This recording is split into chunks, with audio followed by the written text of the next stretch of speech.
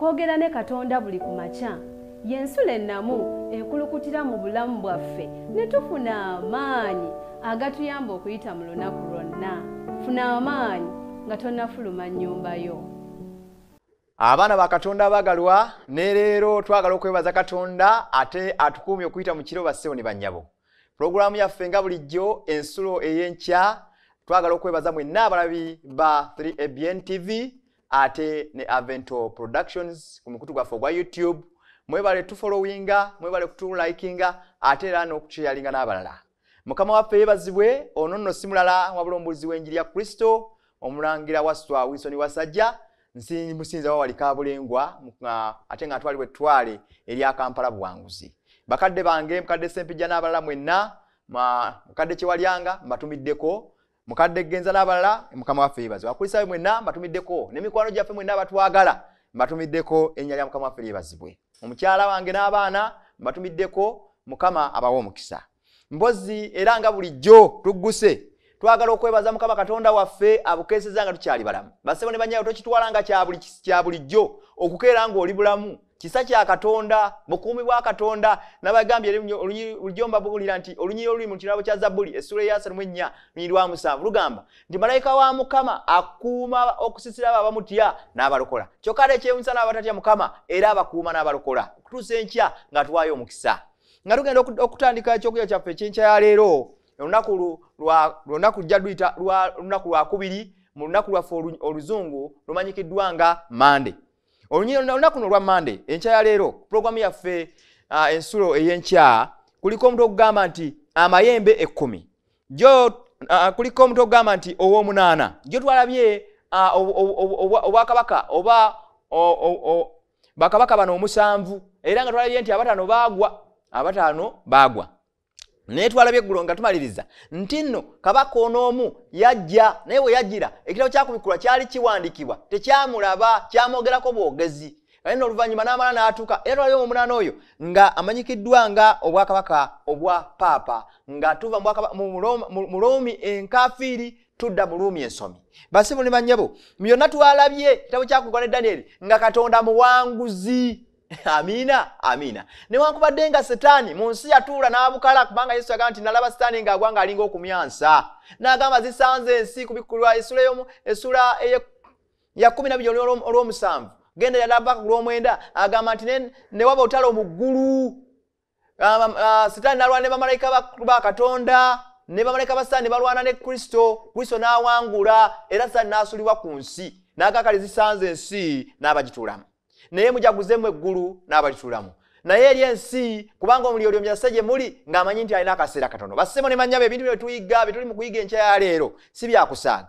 Olutalo luli wakati wa Setaani ne Katonda lwatandika mu Aden lukyayinda. Kyova olaba buli omu akozesa bantu ate nga Setaani akozesa obukulembeze bw'amawanga ate Katonda ng'akozesa abantu ba bulijjo abatalina buyinza mu kulembeze bw'amawanga ate abantu ba bulijjo ne bawangula obwakabaka bwa Setaani obutuddeko abakulembeze b'amawanga. Ekyo kisinga okwewuunyisa. Olina ojjukira mu bwakabaka bwa Nabukadineza Danyeri bwe yawangula Nabukadineza okubeera omwana wa Katonda. Onojjukira mu bwakabaka bwa Medi ne Perusi Danyeri yawesigala nga muwanguzi. Onojjukira mu bwakabaka bwa Ruumi Yesu yawangula okufa n'amagombe newankubadde nga bamukomerera era kakana akyayogerwako. Kati abamu ku abo abakyayogerwako bayogerwako birungi abamukomerera nedda. Naye Yesu yawangula n'abatume bakyayogerwako kubanga bawangula amaanyi g'ekizikiza. N'olw'ensonga bassebo ne bannyabo twalabye olunaku lw'eggulo ebigambo ebyo byonna naye enkya ya leero tutuuse bannaba kutandika tusooke tusabe. Katonda omwagalwa atula mu ggulu kabaka wa bakabaka weebazibwe Yesu abukeesezza. Tulina omukisa kubanga g'obukeesezza gubadde mukisa guva mu ggulu era obukuumi bwobadde butuweebwa obadde bwa malayika wa mu ggulu so si malayika wa Setaani. Newankubadde abamu ku baana ba Katonda bagenda ne beteekako olukomera lwa Setaani naye ffe twebaza Katonda kubanga olukomera lw'eggulu erutukuumye. Yesu saasira. Enkya ya leero nga tugenda okuyiga ekyokuyiga kino zibula amatu g'abantu bo obongereko okukkiriza n'okutegeera ebyawandiikibwa ebitukuvu n'okumanya Yesu Kristo omulokozi waabwe. Betyo bwe tusabe nga tukkiriza okuyita mu Yesu Kristo Mukama waffe. Amiina. Bassebo ne bannyabo enkya ya leero tugenda otunuulira ow'omunaana. Olunyiri olw'okujjukira luvudde mu kitabo kyakubikkulwa essula 17 olunyiri olw'11. Olunyiri olw'11 lugambye n'ensolo eyaliwo era nekyaliwo oyo naye ye w'omunaana. Naye ye wa ku 7 era agenda kubula. Newankubadde ensolo eno ey'omunaana oba obwakabaka buno obw'omunaana bwe twalabye ng'obwa paapa bassebo ne bannyabo nabo bugenda kubula. Bulabika nga twava ku Luumi enkaafiiri twagiraba. Kande tudda ku Luumi ensomi etandika n'obwa paapa. Onojjukira mu mwaka gwa 532 tulaba nga Paapa Constantine atandikawo ajja alumba, era bwe yalumba n'afuuka omukristaayo. Bwe yafuuka omukristaayo bassebo ne bannyabo, omusajja n'atandika ne balaba nga Luumi ekkiriza Yesu Kristo naye mu ngeri ey'ekifere. Gamba baagana okukkiriza mu mateeka ga Katonda, gamba baagana olunaku lwa Ssabbiiti oluli mu mateeka 10, etteeka eryokuna baaligaana.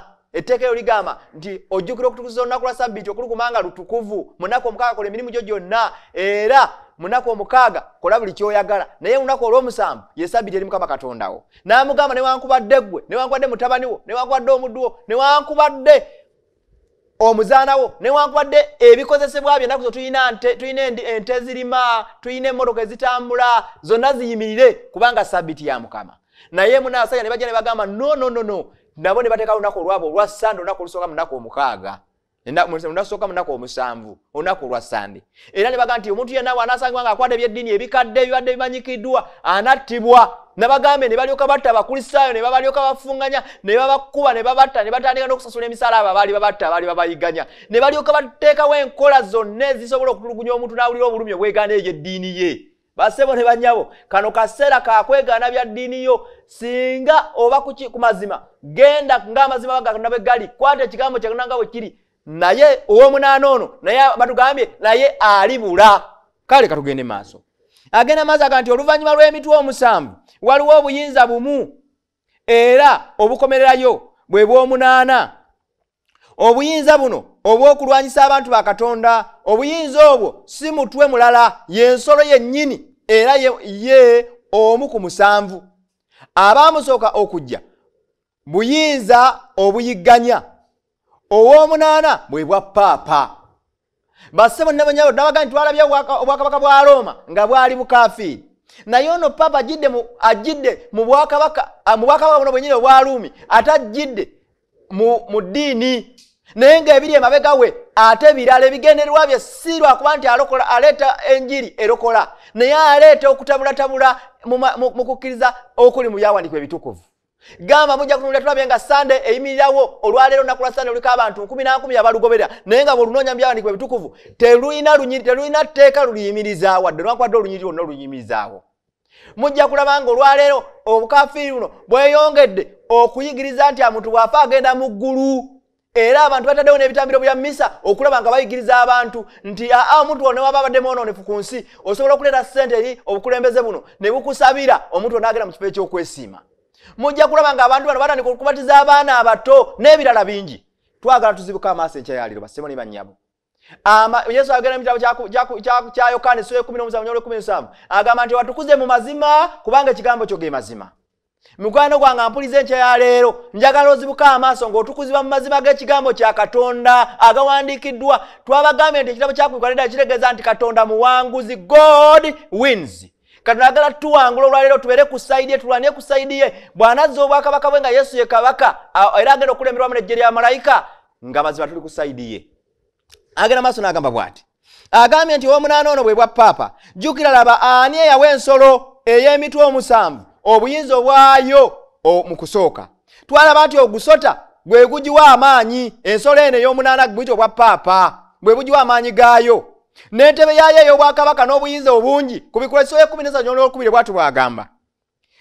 Obuyinza buno bwonna oba mu kumanya oba mu butamanya bwali era buli mu kutuukiriza Satani by'ayagala. Bassebo ne bannyabo buli lw'ova ku kigambo kya Katonda.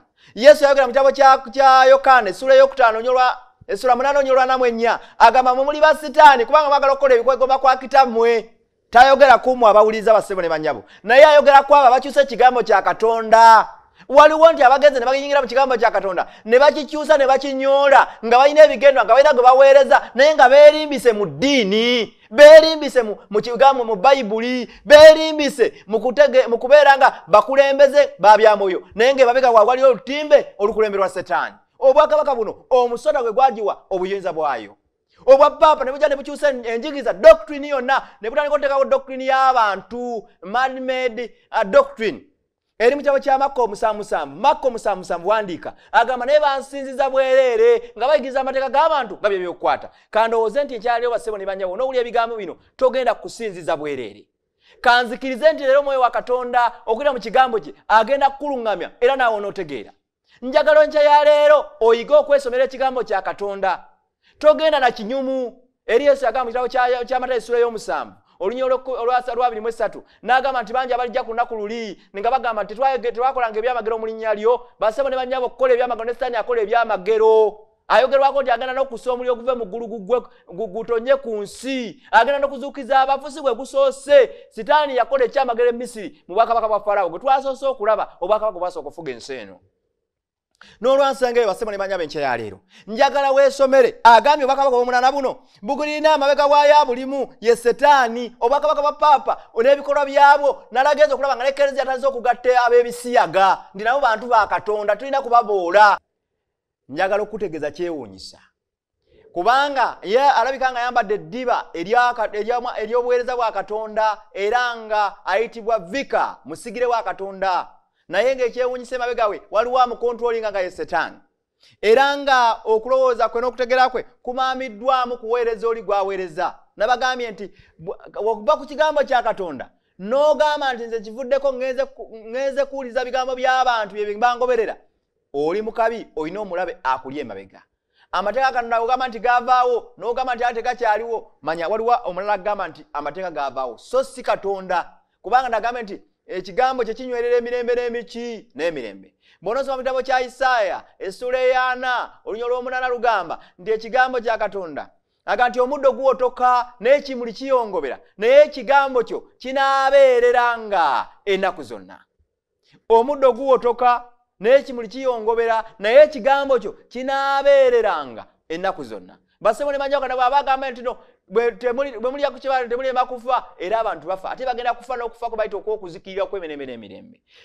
Muganda bagamba nti sabbiiti ya lunaku lwa 7 gwe n'ogamba nti ennaku zonna nsobola okugenda n'ensinza oba n'empumula, ebyo bigambo byo. Ekigambo kyange kigambye nti mu nnaku 6 kola byonna emirimu gyo gyonna gy'oyagala. Etteeka eryokunasula kikuva essula 2 olunyiriri olw'omunaana jjukira okutukuza ku sabbiiti nga lutukuvu, jjukira okutukuza olunaku lwa sabbiiti.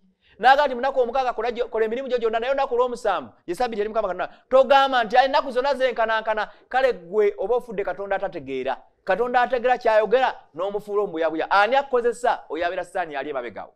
Kyavudde agamba mu Makko 7:7 naye bansinziza bwereere nga bayigiza amateeka g'abantu nga bye by'okukwata. N'agamba nti Isaaya alagula bulungi kumwe bannanfuusi muleka etteeka lya Katonda ne mugiyigiriza obulombolombo bwa bakitammwe. Weegendeze ng'omuntu ali kalombolombo. Akalombolombo kitegeeza ebyo bikwatibwa mu ddiini naye nga tebiri mu kigambo kya Katonda. Omuntu ayinza okuba nga akuza Christmas ng'agamba nasanga abakulembeze b'ekkanisa bagikuza naye w'omugamba nti gindage mu Bayibuli nga tagiraba. Waliwo ow'omunaana ayeerimbise mu ddiini naye ng'ebikolwa bye n'enkola y'ebintu n'enjigiriza ye yeerimbise mu kuyigiza kwa Setaani. Abantu ne baleka ekigambo kya Katonda ne bagoberera obulombolombo bw'abantu. Bassebo ne bannyabo ow'omunaana ono wa ttabbu ayambadde ekyambalo ky'omwana gw'endiga naye ng'emabega we musege ogusikula. Ono n'ayitibwa paapa. Obwakabaka bwa paapa obw'obufuzi bwa Roma mu by'eddiini era ayitibwa paapa nti kitaawe waabo bonna abakkiriza Yesu Kristo. Naye ng'emabega we tuyina kitaffe ewaffe tuyina kitaffe omu. Ekitaffe omu atuzaala ye Katonda waffe. Yesu gwayogerako nti namwe mulina kitammwe omu era Isaaya kya Mukama waffe egamba kitaffe ali mu ggulu. Wano kuza tirawo kitaffe n'omu. Abamu bamuyita kitaffe mu Katonda. Teriyo kitaffe mu Katonda. Tuyinayo kitaffe omu n'omwana Yesu Kristo gwe yatuma. N'olw'ensonga yatumaliza bassebo ne bannyabo ayogedde ku w'omunaana ono nga wa ttabbu agambye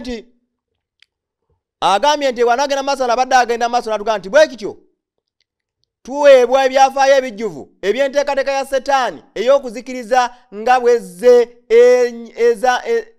ezannyibwa okuyita mu bakabaka be ab'oku nsi. Kuno okulabula kweyoleka bulungi wadde ng'ensolo eyeesinza eyinza okulabika mu ngeri endala okweyisa mu ngeri endala era wadde ng'eyinza okwatula nga bweri ey'enjawulo mu mutendera gw'ensi yonna. Bayibuli etukakasa nti ensolo y'emu eyaliwo mu myaka egy'ekizikiza n'ebirubirirwa bye bimu era n'ekigendwa kye kimu.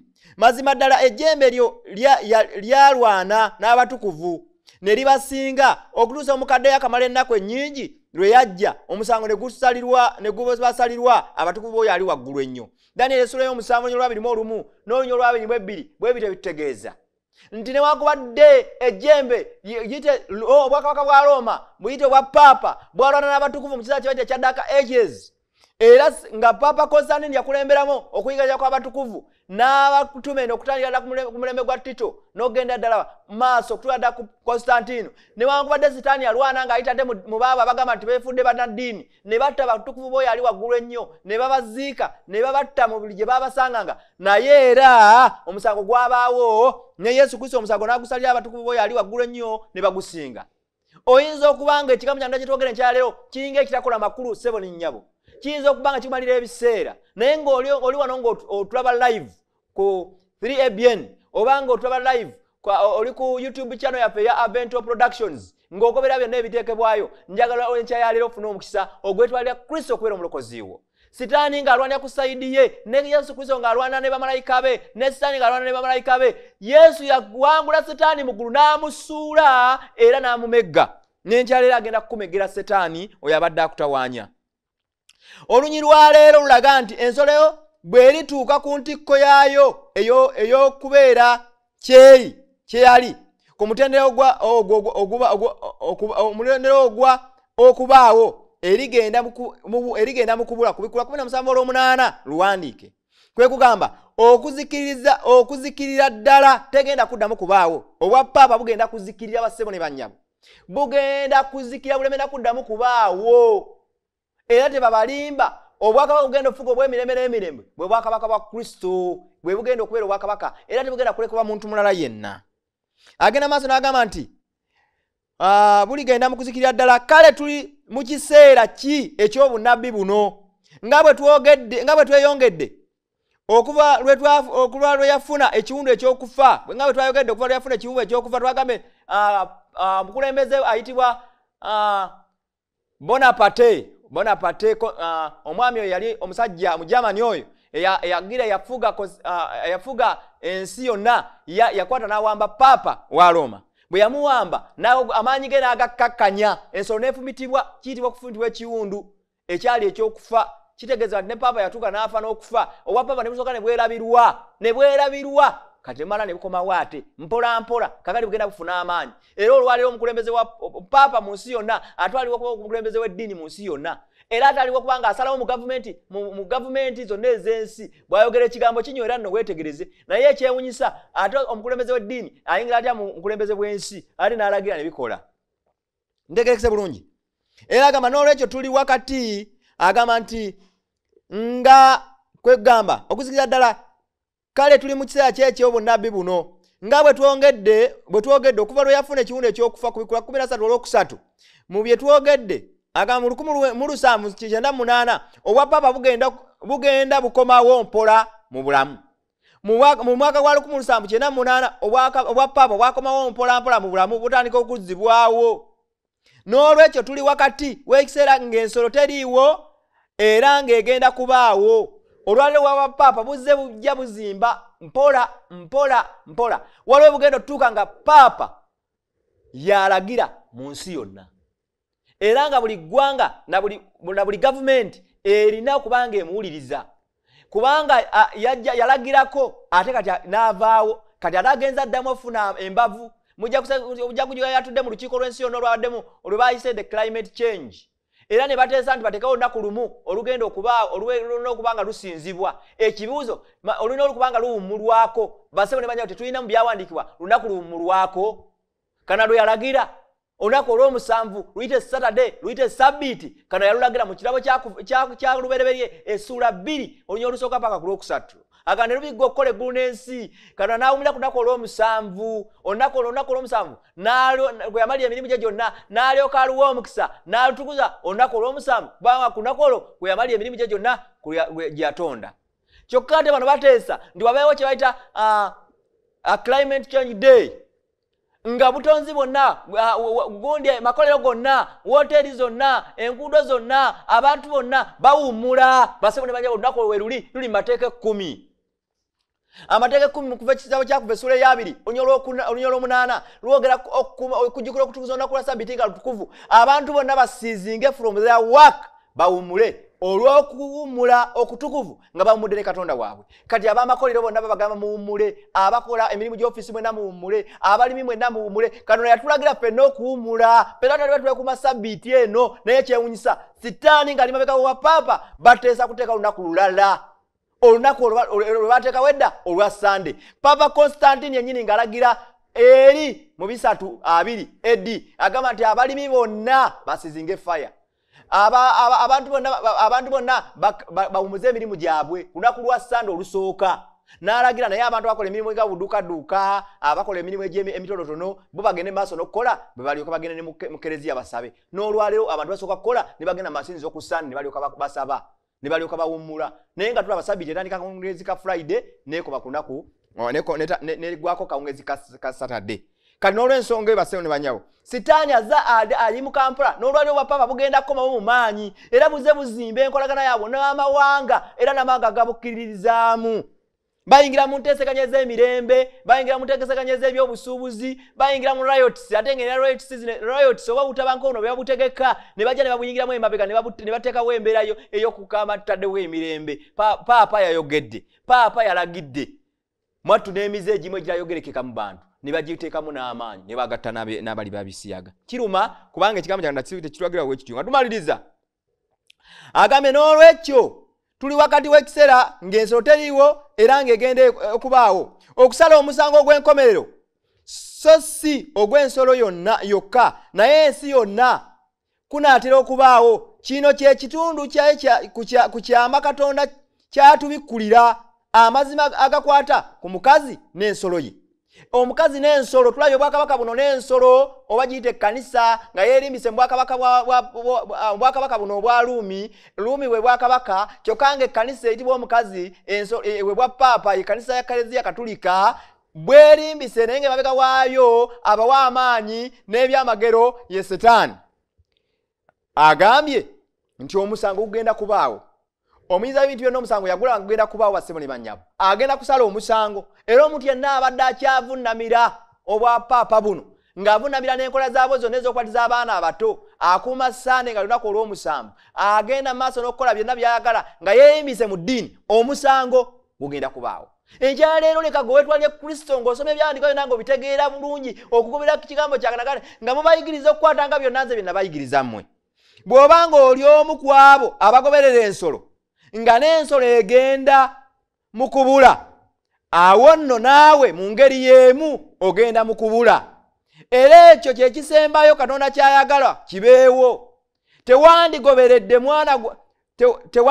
mwana gwa ndiga okufuna obulamu obutaggwaawo.